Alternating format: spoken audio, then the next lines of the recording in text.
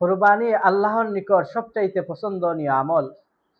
জামিউ তিরমিজি 1493 নম্বর হাদিস।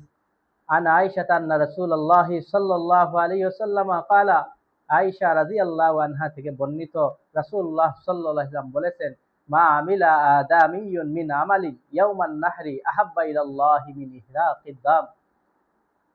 কুরবানির দিন মানুষ যে সকল কাজ করে তার মধ্য থেকে আল্লাহর নিকট সবচাইতে পছন্দনীয় হচ্ছে রক্ত প্রবাহিত করা, অর্থাৎ কুরবানি করা। ইন্নাহা লাতাতি ইয়াউমাল কিয়ামাতি বিকুরুনিহা ওয়া আশআরিহা ওয়া আজলাফিহা। কিয়ামতের দিন তা নিজের শিং, পশম ও খুর সহ হাজির হবে। ওয়া ইন্নাদ দামা লা ইয়াকাউ মিনাল্লাহি বিমাকানিন ক্বাবলা আন ইয়াকা মিনাল আরদ। আর কুরবানির পশুর রক্ত জমিনে পড়ার পূর্বেই আল্লাহর নিকট একটি বিশেষ মর্যাদায় পৌঁছে যায়। ফাতিবু বিহা নফসান, অতএব তোমরা আনন্দিত মনে কুরবানি করো।